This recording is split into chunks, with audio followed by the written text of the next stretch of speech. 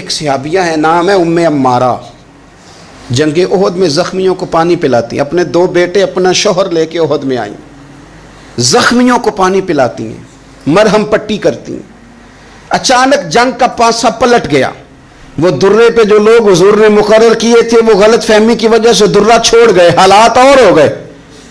عجیب سا ماحول ہو گیا۔ پھر یہ بھی افواہ پھیلا دی گئی کہ معاذ اللہ حضور شہید کر دیے گئے، لوگوں کے حوصلے بڑے اور رنگ اختیار کرنے لگے، حضور کے گرد تھوڑے سے لوگ رہ گئے۔ او میرے بھائیوں، او ملت کی بیٹیوں بہنوں، یہ ہے تمہارا انداز دین کی خدمت میں،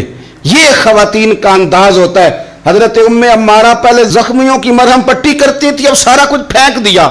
تلوار لی اور جا کے نا حضور کے گرد کھڑی ہو گئی، کہنے لگی آئے نا کون آتا ہے میرے کریم کے پاس، آ کے دکھائے نا کوئی، اسا کیتی ہے جان حوالے رب دے، ایسا عشق کمایا ہے اسی مرن تو اگے ہی مر گیا باہو، اسا تا مطلب نو پایا ہے، آ کے کھڑی ہو گئی۔ حضور فرماتے ہیں میں دائیں دیکھتا تھا تو ام عمارہ ہوتی تھی، میں بائیں دیکھتا تھا تو ام عمارہ ہوتی تھی، آگے دیکھتا تھا تو ام عمارہ، پیچھے ام عمارہ۔ حضور فرمانے لگے تو بہت سارے لوگوں سے سبقت لے گئی ہے،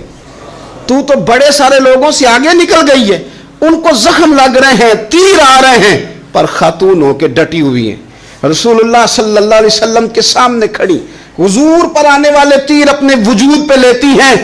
او میرے عزیز، رسول پاک علیہ السلام نے فرمایا تجھے رب نے بڑا حوصلہ دیا ہے، اتنا گہرا زخم بازو میں آیا کہ غار بن گئی، غار۔ اللہ کے پیارے محبوب نے نظر کرم فرمائی، حضور نے فرمایا کچھ مانگ لے، کہنے لگی سونیا اگر میری خدمت قبول ہے تو دعا کر دیں اللہ قیامت کے دن بھی آپ سے دور نہ کرے، رب دور نہ کرے۔ حضور نے دعا کر دی، اے اللہ اس کو اور اس کے خاندان کو قیامت میں بھی میری رفاقت دینا۔ حضور کی دعا سنی تو باہر نکلی، فرمانے لگی لوگوں لو پھر میں نے اپنا مقصد پا لیا ہے، میں کامیاب ہو گئی ہوں، اب دنیا کی کوئی مصیبت بھی میرے اوپر آئے تو مجھے کوئی پرواہ نہیں، اس لیے کہ مدینے والے نے